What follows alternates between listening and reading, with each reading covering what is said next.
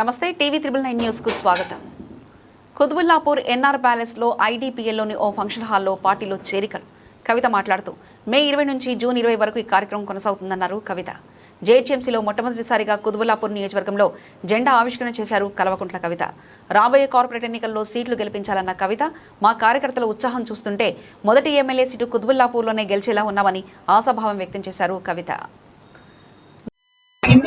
తెలంగాణ రక్షణ సేనలో జాయిన్ అవుతున్నటువంటి అహ్మద్ రామ్రాజ్ గారికి మేము స్వాగతం తెలియజేస్తూ మరి జాయినింగ్ కి ఫెసిలిటేట్ చేసినటువంటి అన్న రాముడి వెంకటరెడ్డి గారిని, మనోజ గౌడ్ గారిని, మారయ్య గారిని, నరేష్ గారిని, శాంతి గారిని, ప్రసాద్ గారిని, వెంకటేష్ గారిని, వేముల భవానీ గారిని, సాజిద గారికి అందరికీ మనస్ఫూర్తిగా ధన్యవాదాలు తెలియజేస్తూ మరి టీఆర్ఎస్ తరఫున మేము డిమాండ్ చేస్తూ వచ్చినాం.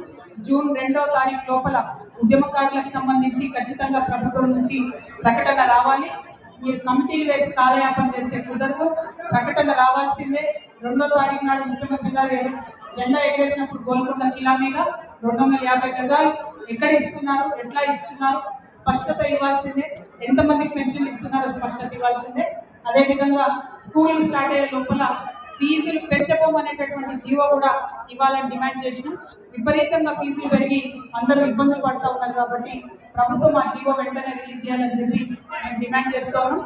మొత్తం ఇవాళ 50 మంది తెలంగాణ రైతాంగం అంతా కూడా ఇబ్బంది పడుతున్నా కూడా కనీసం ప్రభుత్వం ఎక్కడ వరి కొనకుండా, వడ్లు కొనకుండా, జొన్నలు కొనకుండా, మొక్కజొన్నలు కొనకుండా రైతులు ఇబ్బంది పెడతా ఉంది.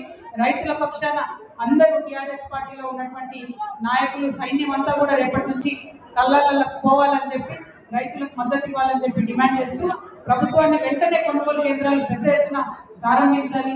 జొన్న, మొక్కజొన్న అన్ని పంటలు కూడా కొనాలని చెప్పి నేను డిమాండ్ చేస్తా ఉన్నాను. మరి ఇంత పెద్ద ఎత్తున ఈ సభకు హాజరైనటువంటి కుతుబుల్లాపూర్ నియోజకవర్గ ప్రజలకు విజ్ఞప్తి చేస్తున్నా, మొదటి తెలంగాణ రక్షణ సేన జెండా మీ దగ్గరే ఎగిరింది. మరి కుతుబుల్లాపూర్ని శుభ సూచకంగా భావించి మేము మొదటి కార్యక్రమానికి ఇక్కడికే వచ్చినాం. ఖచ్చితంగా మొదటి ఎమ్మెల్యే సీట్ కూడా కుతుబుల్లాపూర్ ప్రజలు తెలంగాణ రక్షణ సేనకు గెలిపించి ఇవ్వాలని చెప్పి, మొదటి కార్పొరేటర్ సీట్ కూడా గెలిపించి ఇవ్వాలని చెప్పి కుతుబుల్లాపూర్ ప్రజల్ని కోరుతున్నాను.